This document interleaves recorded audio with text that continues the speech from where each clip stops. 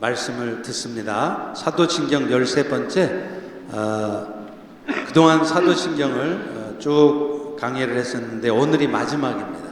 많이 아쉽지요? 하나도 아쉽지 않구나. 예. 사도신경 마지막 영생의 축복이라는 제목으로 요한복음 17장 3절, 계시록 21장 4절인데요. 한 목소리로 같이 읽겠습니다. 시작. 영생은 곧 유일하신 참 하나님과 그가 보내신 자 예수 그리스도를 아는 것이니이다. 모든 눈물을 그 눈에서 닦아주시니 다시는 사망이 없고 애통하는 것이나 곡하는 것이나 아픈 것이 다시 있지 아니하리니 처음 것들이 다 지나갔음이러라. 아멘. 오늘은 사도신경의 마지막 순서 13번째로 영원히 사는 것을 믿사옵나이다. 이 부분을 살펴보려고 합니다. 이 부분은 영원한 생명, 다시 말하면 영생에 관한 신앙 고백이에요. 사실 인간은 본래 하나님의 형상으로 창조가 되어서 날 때부터 하나님처럼 영생하도록 창조되었어요. 그런데 첫사람이었던 아담의 불순종함으로 말미암아 인간은 영생을 박탈당하고 죽을 수밖에 없는 존재가 되어버린 것입니다. 그때부터 이 박탈당한 영생에 대한 그리움이 인간의 마음속에는 새겨지게 되었습니다. 인류 역사를 보면요, 이런 영생에 대한 욕구가 여러 가지로 표출되어 왔어요. 예를 들어 보면요, 고대 사람들은 사람이 죽으면 무덤에다가 그가 쓸 생필품을 부장품으로 같이 넣어줍니다. 심지어는요, 살아있는 시종까지, 종들까지 산채로 생매장을 시키기도 해요. 그러나 이렇게 한다고 해서 인간이 영생할 수 있는 것은 아닙니다. 그 인간의 영생에 대한 욕구를 잠시 달래줄 수 있을지는 몰라도 진짜 영생은 얻을 수 없는 거라는 거예요. 그런데 감사하게도 생명의 주인이신 하나님께서는 분명하고 확실한 영생의 길을 제시해 주셨습니다. 오늘 이 시간 그 내용을 살펴보고 이 자리에 계신 여러분 중에 단 한 분도 빠짐없이 진정으로 영생을 확신하는 가운데 영생의 축복을 누리는 은혜가 여러분 모두에 있기를 간절히 축원합니다. 여러분, 영생이 뭡니까? 많은 사람들은 영생에 대해서 오해하는 게 있어요. 영생을 단순히 영원히 사는 것으로만 알고 있다는 겁니다. 즉 영생을 삶의 길이로만 설명하는 거죠. 물론 이 설명이 완전히 틀린 설명은 아닙니다만 정확한 설명은 아니에요. 영생이라는 것은 영원히 사는 것이 아니라 하나님과 교제하는 가운데 축복된 삶을 사는 것, 그게 영생이에요. 왜냐하면요, 성경에는 여러분처럼 예수님 믿어서 하나님의 자녀가 된 사람들 뿐만 아니라 믿음이 없이 죽은 사람들도요, 마지막 때가 되면 다 다시 살아나요. 영원히 살기 위해서 살아납니다. 다만 그들은 심판을 받아서 영원한 지옥의 형벌을 받기 위해서 영원히 사는 겁니다. 그렇기 때문에 영생이라는 것을 단순히 영원히 사는 것으로만 이해를 하게 되면 주님이 여러분 모두에게 주신 그 영생의 은혜에 대한 정확한 설명이 될 수가 없다는 겁니다. 영생을 설명할 때 삶의 길이 못지않게 중요한 것이 삶의 질이기 때문에 그래요. 여러분 생각해 보세요. 다시 살아나서 영원히 살게 된다 해도 그가 고통 가운데 영원히 살게 된다면 그런 영생은 무슨 의미가 있습니까? 질병과 고통과 슬픔만 계속되는 가운데 영원히 살아야 한다면요, 그런 영생이라면 필요 없습니다. 차라리 죽는 게 훨씬 더 나은 거예요. 그런데 감사하게도 하나님의 자녀들에게 허락하신 이 영원한 생명은 그냥 영원히 사는 것이 아니라 하나님과 함께 축복된 삶을 영원토록 사는 것입니다. 아멘? 아멘? 오늘 본문에 요한복음 17장 3절을 다시 한번 보세요. 영생을 뭐라고 설명합니까? 영생은 영원히 사는 것이라 그렇게 쓰고 있어요? 아니에요. 잘 보세요. 영생은 유일하신 하나님과 그의 보내신 아들 예수 그리스도를 아는 것이 영생이지 영원히 사는 게 영생이 아니란 말이에요. 여기서 안다는 단어가 굉장히 중요합니다. 이 안다는 단어는 헬라어로 하면 기노스코이고 히브리어로 하면 야다인데 이 단어 뜻이 뭐냐? 경험적으로 안다는 거예요. 그래서 오늘 본문에서 말하는 안다는 것은 단순한 지식 혹은 머리로만 아는 관념적인 지식이 아니라 만남을 통해 깊은 교제를 통해서 인격적으로 경험적으로 아는 것을 말한다는 거예요. 따라서 성경에서 말하는 영생이란 여러분이 생각하고 있는 것처럼 그저 죽지 않고 영원히 사는 것이 아니라 삼위 하나님과 영원토록 살되 그분과 깊은 사랑의 교제를 나누는 것이 그게 영생이라는 거예요. 자, 그렇다면 그런 의미에서 본다면 지금 성경에서 말하는 영생은요, 여러분이 이 세상에 사는 동안 이미 여러분 안에 시작된 겁니다. 많은 분들이 영생은 이 세상을 떠나서 죽은 다음에 천국 갈 때 시작되는 것으로 알아요. 그런데요, 성경에서 말하는 영생은 그게 아닙니다. 여러분 죽은 다음에 천국 갈 때 영생이 주어지는 게 아니라 여러분이 예수 그리스도를, 생명의 주인 되신 예수를 구원주로 영접하는 그 순간 그 영생은 시작되는 것입니다. 그것이 육체적인 죽음의 관문을 거쳐서 천국으로 이어져 가는 것일 뿐이에요. 중요한 것은 현재든지 미래든지 성삼위 하나님과 늘 깊은 교제 가운데 사는 것, 이것이 진짜 영생이라는 거예요. 그렇다면 이런 현재적 의미의 영생은 여러분에게는 어떤 의미가 있을까요? 내가 영생을 지금 받았다는데, 여러분 안에 이미 영생이 시작됐다는데 그게 나한테 무슨 의미가 있냐는 거예요. 영생은요, 여러분들로 하여금 하나님과의 깊은 영적 교제 가운데 은혜의 삶을 살게 한다는 겁니다. 사랑하는 성도 여러분, 여러분이 하나님의 생명을 얻은 자입니까? 그렇다면 그 순간서부터 여러분은 여러분 스스로의 힘으로 더 이상 살지 않아도 돼요. IQ 150도 넘지 않는 그 어줍지 않은 머리로, 정확하지도 않는 세상 지식과 경험으로 살아가지 않아도 된다는 거예요.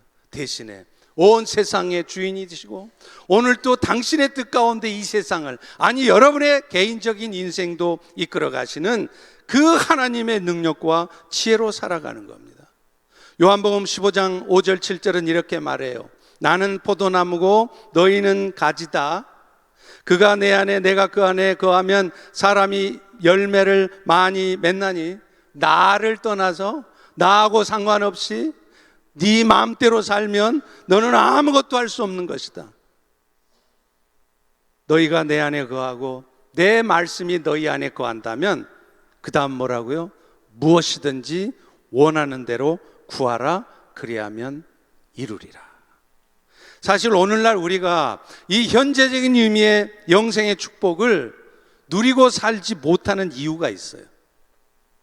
예수를 믿어 영생의 축복을 받았으면서도 영생의 축복 없는 세상 사람하고 하나도 다를 바 없이 맨날 염려하고 맨날 두려워하고 맨날 분통 터뜨리면서 늘 그렇게 어둠 가운데 살아가는 이유가 있다는 거예요. 구하지 않기 때문입니다.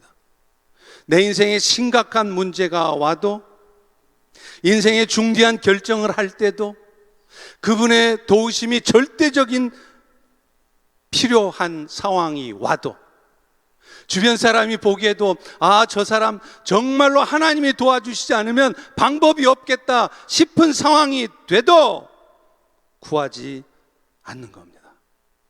그럴 때 하나님께서 하시는 일이 있어요. 종종 여러분이 열심을 내고 있는 일들이 잘 안 되게 하시는 거예요. 여러분을 골탕 먹이려고 하시는 것이 아닙니다. 사실은 그 일뿐만 아니라 여러분의 인생의 전부가 하나님께서 하시는 일이라는 것을 알게 하시려고 그러는 거예요. 그래서 내 힘으로는 도저히 방법도 없어서 이제 어떡합니까? 두 손 다 내려놓고 포기하고 있을 때 하나님의 도우심 가운데 극적으로 그 문제가 해결되어지는 것을 경험하게 하셔서 이후로는 무슨 일을 하든지 그 일이 작은 일이든지 큰 일이든지 먼저 하나님 앞에 간절한 마음으로 구함으로 살아가는 그런 여러분이 되게 하시려는 거예요. 저에게 있어서요, 이런 영생의 축복을 가장 풍성하게 누리는 시간이요, 저는 새벽 기도 시간입니다. 저도 여러분처럼 그 전날 늦게까지 하는 사역이 있어서 그 다음날 새벽에 일어나기가 피곤한 때 있어요.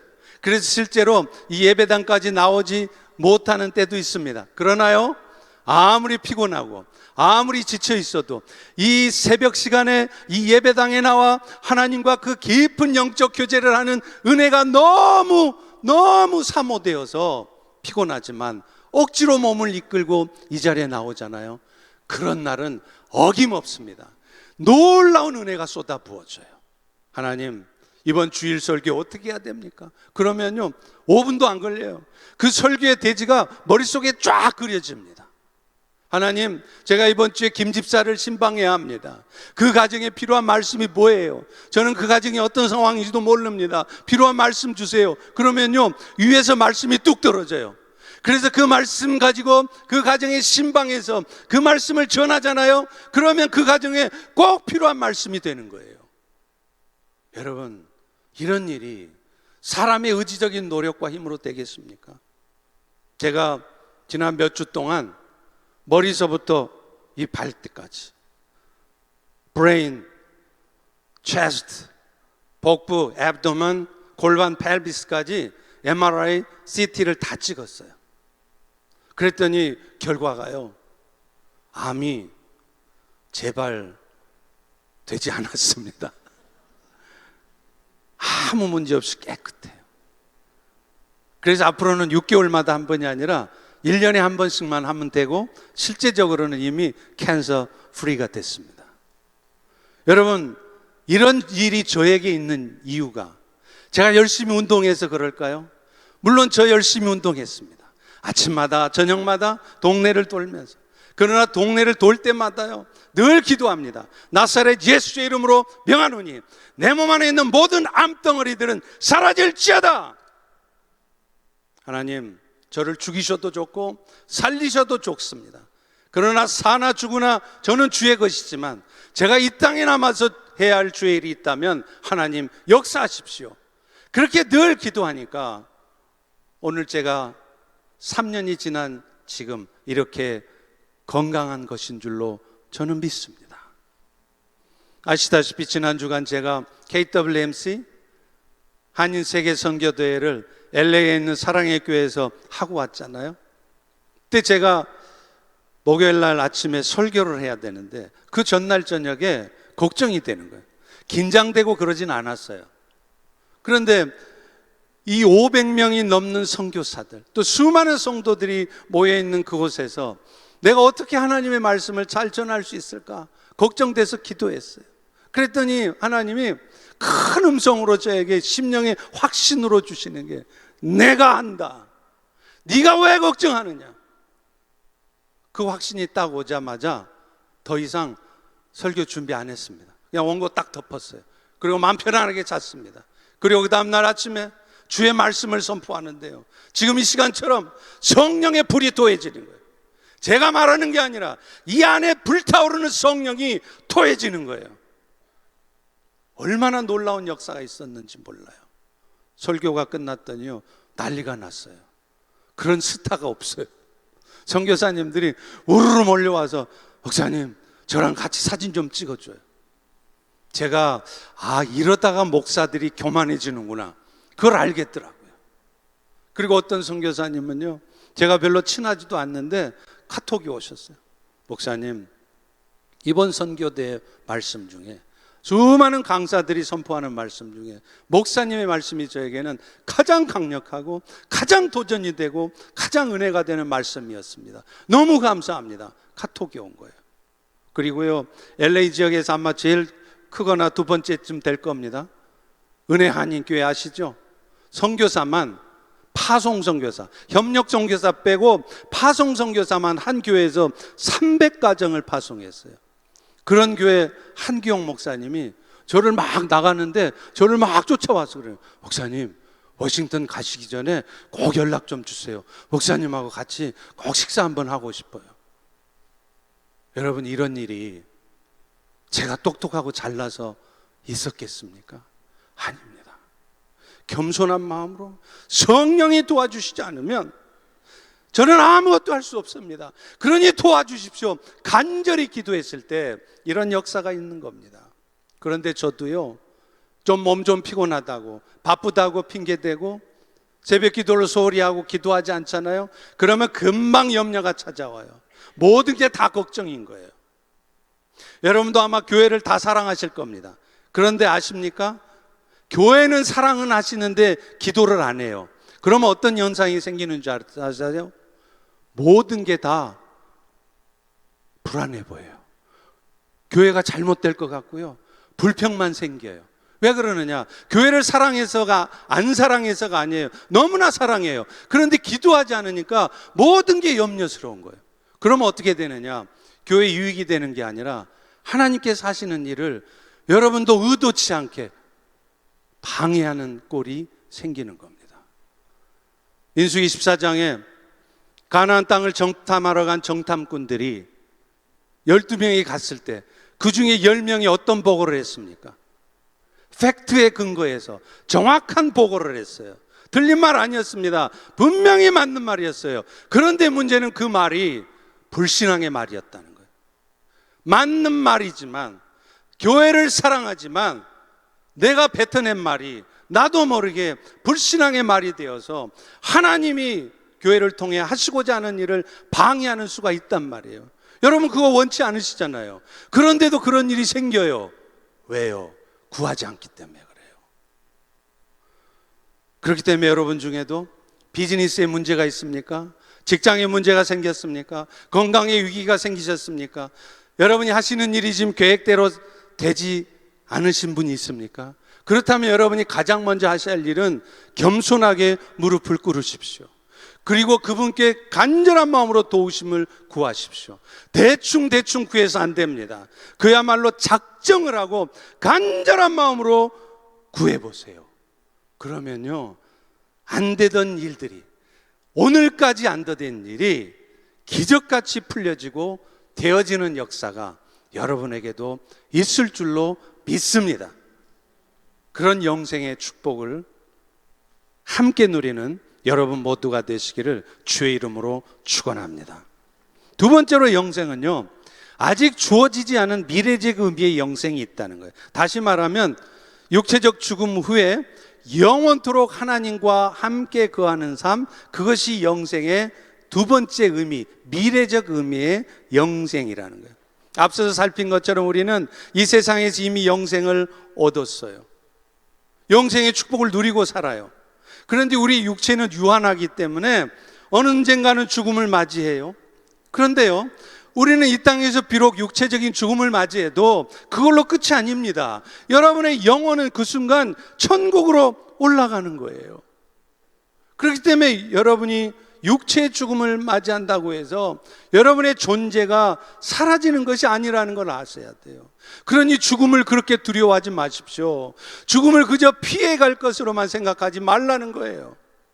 어떤 분이, 신실한 그리스도인이 죽은 다음에 자기 묘비에다가 이렇게 써달라고 부탁했대요.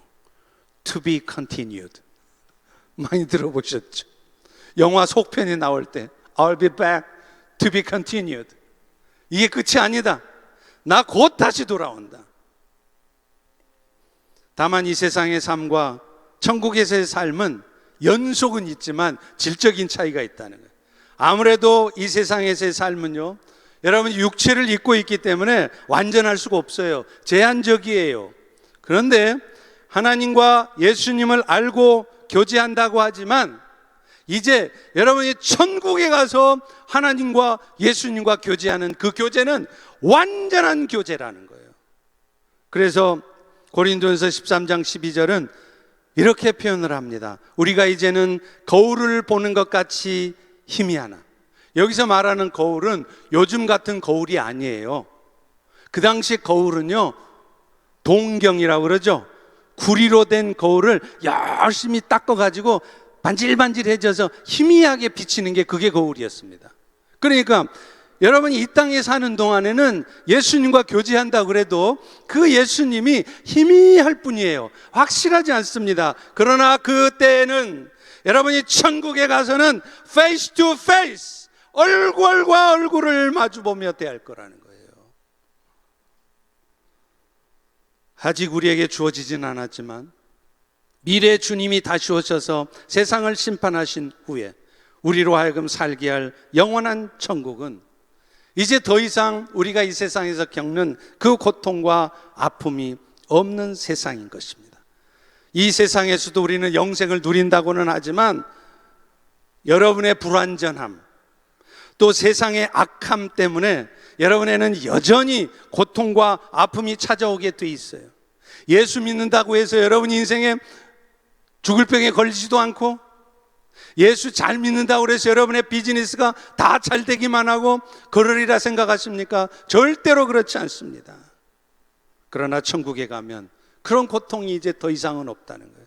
그래서 계시록 21장 4절은 이렇게 말합니다. 모든 눈물을 그 눈에서 씻기심에 다시는 사망이 없고 애통하는 것, 고가는 것, 아픈 것이 있지 않으니 처음 것들은 다 지나갔습니다. 할렐루야, 할렐루야.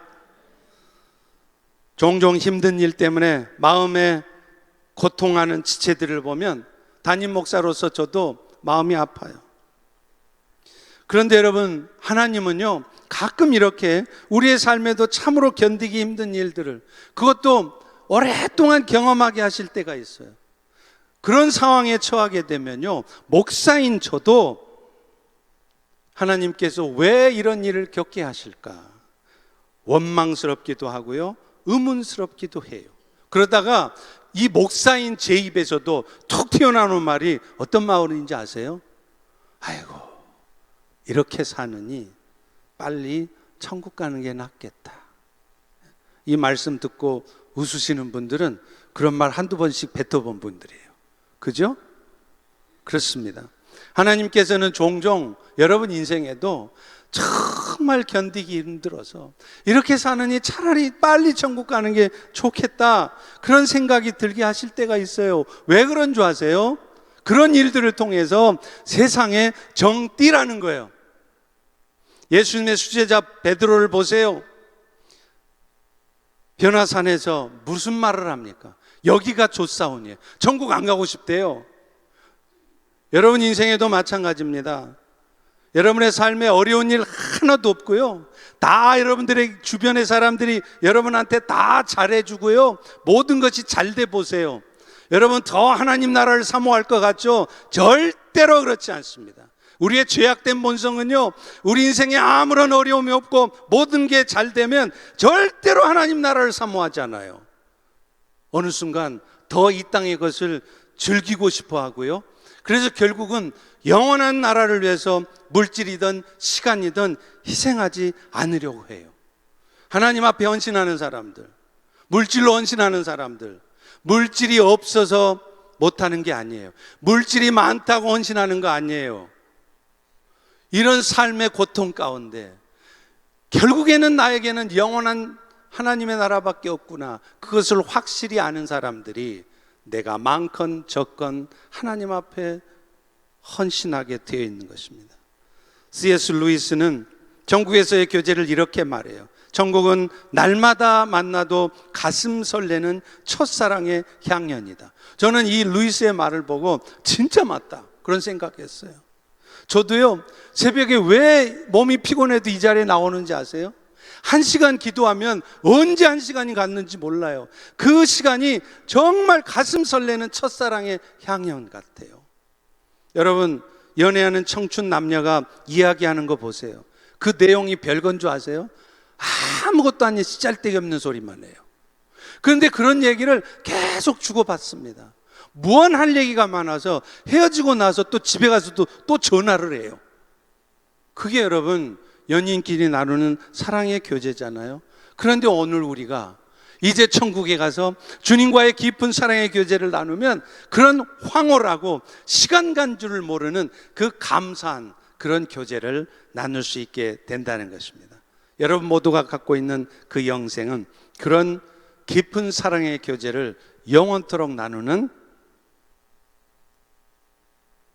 천국의 축복입니다. 아멘. 저는요 개인적으로요 그냥 하는 소리가 아니에요. 정말로 천국 가고 싶어요. 이 땅의 삶을 살면 뭐합니까? 여러분들을 위해서 내가 이 땅에 남아 해야 될 일이 있어서 사는 것이지, 안 그러면요 지금 당장이라도 천국 가는 게 좋은 거예요. 그 영원한 나라가 기다리고 있는데 뭐 힘들게 이 땅에서 합니까? 이런 은혜가 여러분에게도 있기를 축원합니다. 그렇다면 이제 그 영생을 얻은 우리는 어떤 삶을 마땅히 살아야 할까요? 먼저는요, 영생을 얻은 사람이라면 한마디로 말해서 이 세상의 가치를 상대화하는 삶을 살아야 된다는 거예요. 이 세상 것 절대로 이것만큼은 나한테 필요하다가 아니라 하나님 그거 있어도 좋고 없어도 좋습니다. 상대적인 것이 되어야 한다는 거예요. 절대 가치인 영생을 이미 얻었기 때문에, 그리고 장차 천국에서 완전한 영생을 얻을 것이기 때문에 이 땅에 사는 동안에는 세상의 가치들을 상대적인 것으로 받아들일 수 있어야 된다는 거예요. 이 땅의 어떤 축복된 삶과도 비교할 수 없을 만큼 축복된 영생을 얻었는데 이 땅에 사는 동안에도요 세상 거 다 누리고 살려고 그래요. 이미 따놓은 당상으로 다 영생 얻었으면서도 이 땅에 70년 80년 사는 것조차도 뽐나게 행복하게 누리면서 마음껏 살려고 한다는 거예요. 여러분 이거 너무 이기적인 거 아닙니까? 지금 세상 인구가 80억 명입니다. 그런데 이 80억 명의 인구들 중에 여러분처럼 예수 그리스도의 십자가의 은혜가 믿어져서, 여러분이 무슨 노력을 한 것도 아니고 자격이 있는 것도 아니에요. 순전히 은혜로 예수님의 십자가의 은혜가 믿어져서 이 영생의 축복을 누리고 있는 사람이 과연 몇 명이나 됩니까?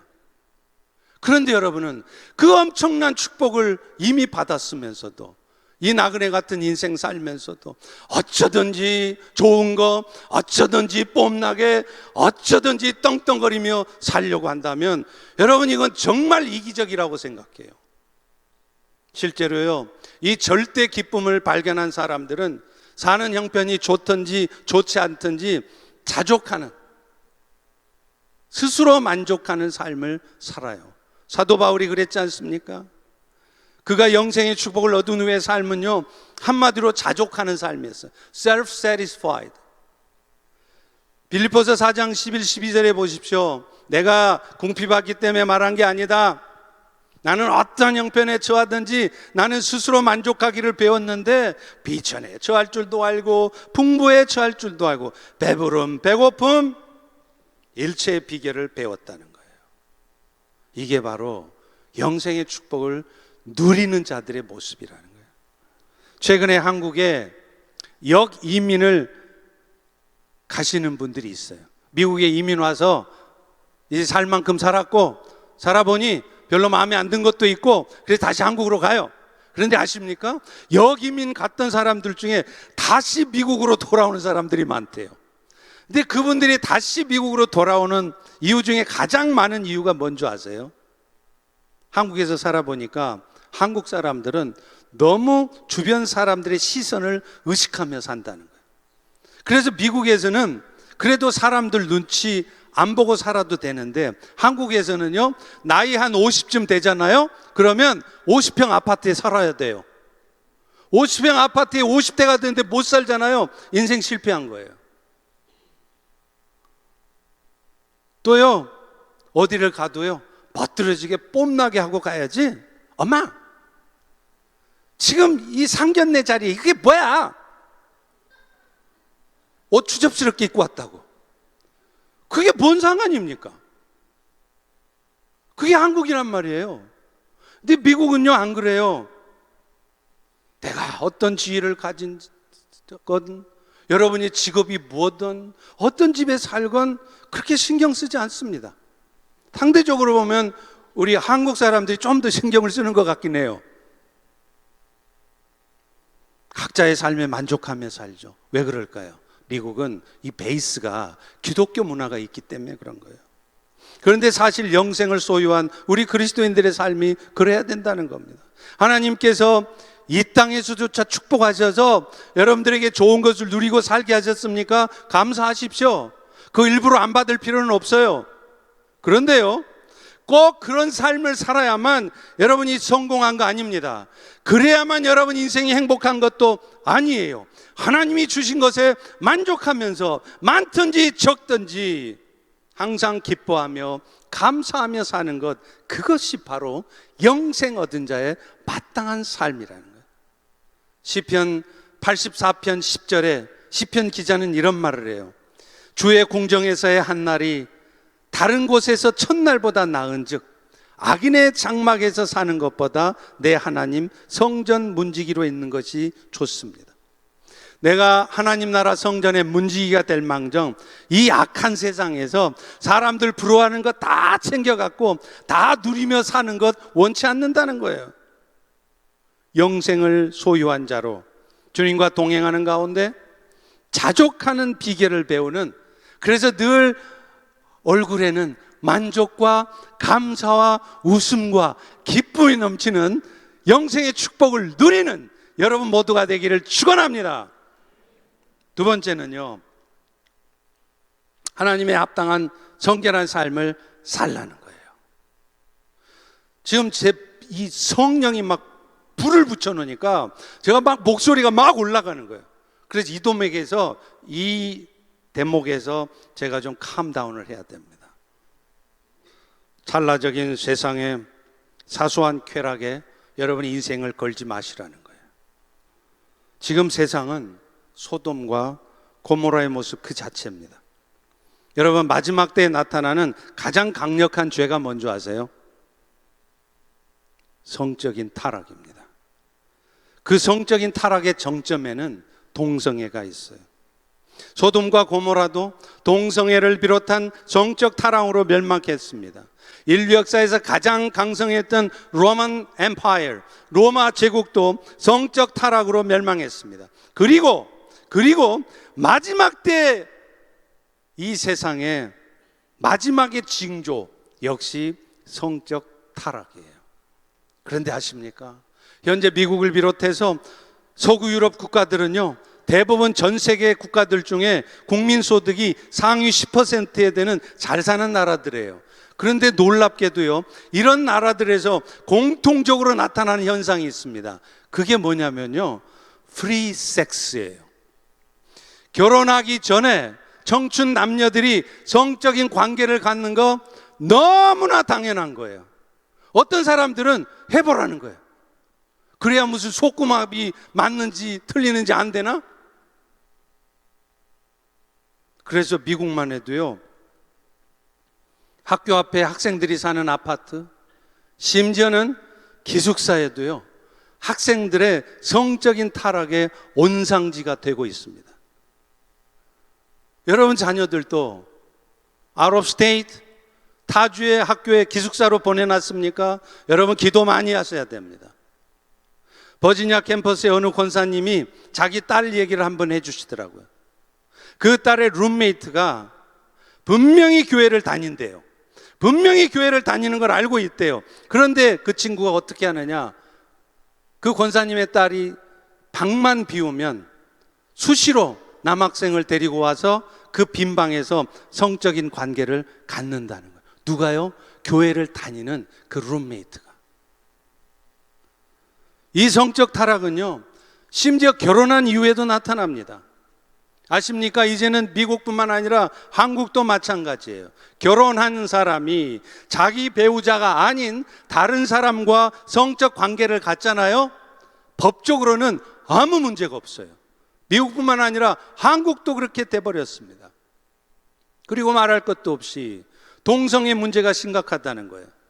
현재 동성애자들의 천국이라고 하는 도시가 어디입니까? 샌프란시스코예요. 통계상으로 나와 있습니다. 지금 샌프란시스코의 주민들 중에 10%, 10명 중에 1명이 동성애자라는 겁니다. 만약에 하나님께서 이런 미국의 성적인 타락을 심판하려고 하신다면 저의 생각에는요, 가장 먼저 이 샌프란시스코를 때리실 거라고 저는 생각합니다. 지진이 나든지 어떤 식으로든 하나님 이 샌프란시스코를 먼저 치실 거예요. 성 프란시스, 자신을 위해서 죽어주신 예수님을 위해 부자였던 아버지로부터 받은 모든 유산을 가난한 사람들한테 다 나눠줬어요. 그러고서 자신은 거지처럼 살았던 거리의 성자 성 프란시스,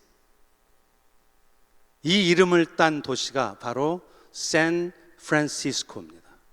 그런데 이 거룩한 성자의 이름을 딴 샌프란시스코가 가장 성적으로 타락한 도시가 되었습니다. 하나님은 이 샌프란시스코뿐만 아니라 이 기독교 국가로 세워진 미국이 이런 영적 타락으로부터 빠져나오지 않는다면요, 하나님은 반드시 성적 타락으로 물들었던 소돔과 고모라를 불로 심판하셨듯이 언젠가 이 땅을 심판하실 거라고 저는 생각합니다. 여러분의 자녀들 중에 지금 샌프란시스코에 사는 자녀들이 있습니까? 오늘 당장에 전화하세요. 빨리 그 샌프란시스코에서 나오라고. 언제 그 불이 떨어질지 몰라요. 우스갯소리로 하는 얘기 아닙니다. 요한일서 3장 2절 3절은 이렇게 말합니다. 우리가 지금은 하나님의 장녀지만 장래에 어떻게 될지 아직 나타나지 아니하였으나 그가 다시 나타나시면 우리가 그처럼 될 것을 아니, 주를 향하여 이런 소망을 가진 자마다 그의 깨끗하심과 같이 자기를 깨끗하게 하느니라. 그러므로 이렇게 세상은 타락해 갈지라도 영생을 거저 얻은 여러분들은 그리스도의 정결한 신부로 몸 단장을 하고 있어야 합니다. 그것이 영생을 받은 자의 마땅한 모습입니다. 마지막으로 영생을 얻은 자는요, 영혼을 위한 투자하는 삶을 살아야 된다는 거예요. 영생이 나에게 소중한 것처럼 남들에게도 소중한 것이죠. 그렇기 때문에 우리는 이 영생의 복음이 나에게뿐만 아니라 다른 사람들에게도 전해지도록 여러분이 가지고 있는 것들을 투자할 필요가 있어요. 이것이 영생을 먼저 받은 여러분들의 마땅한 삶인 겁니다. 어떤 사람이 알래스카로 이민을 가요. 그런데 곧바로 알래스카로 가지 않고 하루를 하와이로 들렸다 갑니다. 근데 이 사람이 이삿짐을 싸는데 하루 정도 잠깐 들렸다 갈 하와이에서 쓸 짐들만 챙겨서 가면 그게 얼마나 어리석은 사람입니까? 알래스카 가서 살아야 될 사람이 단 하루 즐기려고 하와이에서 쓰려고 온통 다 여름옷 챙기고 선글라스 챙기고 샌들만 수십 개를 챙기고 그렇게 여름 바캉스 옷만 짐을 꾸려가면 그 사람이요, 나중에 알래스카 가면 얼어 죽기 딱을 맞습니다. 그런데 사실은요, 여러분이 지금 그렇게 살고 있는지 모른다는 거예요. 우리가 이 땅에 사는 삶 잠깐입니다. 실제로 저만 해도요, 이 펠로시교회 담임 목사 부임한 게 50대였잖아요. 10년이 어떻게 갔는지 모르겠어요. 진짜 눈 깜짝할 새에 가버렸어요. 저도 어느 날 70이 되고 80이 되면요, 더 그럴 거라 생각돼요. 그런데 우리는 이 잠깐 사는 인생, 정말로 살아보면 별것도 아닌, 정말 지나가면 잠깐인 이 삶을 위해서 여러분의 전부를 투자하고 있다면 그것은요 목적지가 어딘지도 모르고 무조건 여행을 떠나는 사람과 같다는 겁니다. 야고보서 4장 13절, 14절, 17절의 말씀을 새겨 들어보십시오. 들으라 너희 중에 말하기를 오늘이나 내일이나 어떤 도시에 가서 장사하여 이익을 보리라는 자들아, 내일 일을 너희가 알지 못하는도다. 너희 생명이 무엇이냐? 잠깐 보이다가 없어지는 안개니라. 여러분, 내일 죽을지 몰라요. 누가 보장합니까? 여러분, 인생 대단한 인생 같으세요?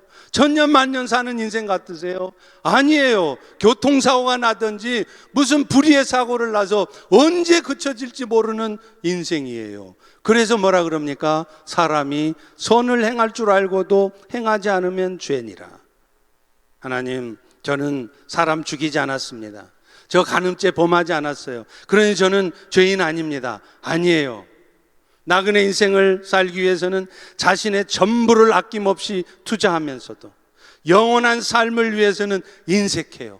헌금도 안 해요. 늘 망설이고 주저해요. 그런 삶을 살고 있다면 성경은 여러분에게 너는 지금 죄를 짓고 있다고 말합니다. 나를 위해 십자가에 죽어주신 예수님의 십자가의 은혜를 헛되게 하는 것이며 영생을 얻은 자의 마땅한 삶이 아니라는 거예요. 얼마 전 한국의 어느 아버지가 자식들한테요, 한 푼도 재산을 안 물려주고 자기 재산 전부 사회에 기부했대요. 그런데 그렇게 한 이유가 참 재밌어요. 왜 그랬느냐? 자식들 때문에 너무 속상해서 그랬다는 거예요. 이놈의 자식들이 지들 놀러 갈 때는요, 급하게 아이들을 맡기느라고 아파트 현관문 비밀번호를 알려줘요. 급하니까. 어머니, 우리 집에 와서 애들 좀 봐줘요. 나 나가요. 그러고 놀고 와서는 그 비밀번호를 싹 바꿔버려요. 못 오게. 여러분도 그러신 적 있죠? 그러면서도 온통 관심은 그 부모님 재산을 어떻게 하면 물려받을까 고민하면서 형제들끼리 싸우는 거예요. 네가 많이 가졌네, 내가 적게 가졌네. 그래서 그런 자식들 모습을 보고 너무 속상해서 에이, 내가 평생 번 재산 얼마 되지 않지만 니들한테 안 줘. 참으로 안타까운 일이 아닐 수 없습니다. 그러나 사실은요, 자식들 미워서 그런 결정을 해야 되는 게 아니라 우리 그리스도인들이라면 우리가 받은 모든 것이 하나님의 은혜이고 그 영생의 축복이 감사해서 그런 결정을 할 수 있어야 되는 거예요. 현신의 권사님이라고 한국에서부터 오랫동안 신앙생활 하신 분들은 그 이름을 들어보셨을 겁니다. 이분은 한국전쟁 후에 한국교회의 큰 부흥의 역할을 하신 분이에요. 신유의 은사, 병 고치는 은사가 있어서 이 사람 때문에 수많은 사람들이 병 고침 받고 목사가 되고 그랬어요. 이분이요, 그 병 고침의 은사를 가지고 복음을 몇 명한테 전했는 줄 아세요? 무려 10만 명한테 복음을 전했습니다. 우리는 평생 가도 10명한테도 복음 못 전하는데 10만 명에게 복음을 전했어요. 그런데 이분이 나이가 들어서 은퇴를 하면서 자신이 가지고 있던 모든 재산을 충현교회 아시죠? 충현교회 북한 선교부에 기부를 했습니다. 1970년대 무렵인데 그때 그 기부금이 얼마였는 줄 아세요? 30억 원입니다. 오늘날 화폐 가치로 따지면 못돼도 1000억 원이에요. 100 million dollars. 그동안 치유받은 많은 사람들로부터 받았던 기부금들이었겠죠. 그런데 여러분, 이분이 그런 결정을 하게 된 이유가 뭘까요? 자식들이 없어서요? 자식들이 미워서요? 아니었어요. 우리의 삶은 이 땅이 전부가 아니라는 것을 너무나 분명하게 알고 있었기 때문입니다. 그 영원한 생명의 은혜를 주신 그분의 은혜가 얼마나 값지고 소중한 것인지를 알았기 때문이에요. 그러니 1000억 원, 100 million dollars도 하나도 안 아까운 것입니다. 제가 왜 이런 얘기를 여러분에게 하겠습니까? 여러분도 그러니 이제 죽기 전에 다 기부하세요. 그거 아닙니다. 그런 결정을 하시는 분들도 있는데 오늘 여러분은 과연 그 영원한 하나님의 나라를 위해서 얼마나 투자하고 살고 있는지 돌아보시라는 거예요. 말씀을 맺겠습니다. 사랑하는 성도 여러분, 진실로 영원히 사신다는 것을 믿으십니까? 믿으십니까? 그 영원한 생명을 은혜 주신 것이 진실로 감사하십니까? 그렇다면 여러분이 이제 그 영생에 합당한 삶을 살아가셔야 돼요. 세상의 가치를 절대화하지 마시고 상대화하세요. 그 세상 것들 있으면 좋지만 있어도 그만, 없어도 그만이라고 생각하시지, 그거 없어졌다고, 그거 뺏길 것 같다고 분노하고 어둠에 사로잡혀서 살지 마시란 말이에요. 그 영원한 생명을 얻은 자의 합당한 삶으로 성결한 삶을 사십시오. 그리고 세상의 헛된 것들에 내 인생을 올인할 것이 아니라 그 영원한 것들을 위해서 나의 것을, 나의 삶을 드릴 수 있는 여러분 되시기를 바랍니다. 요한일서 2장 16, 17절은 이렇게 말씀해요. 세상에 있는 모든 것이 육신의 정욕, 안목의 정욕, 이생의 자랑이니 다 아버지께로부터 온 것이 아니라 세상으로부터 온 것이라. 이 세상도 정욕도 다 지나가되 오직 하나님의 뜻을 행하는 자는 영원히 거하느니라. 기도하겠습니다.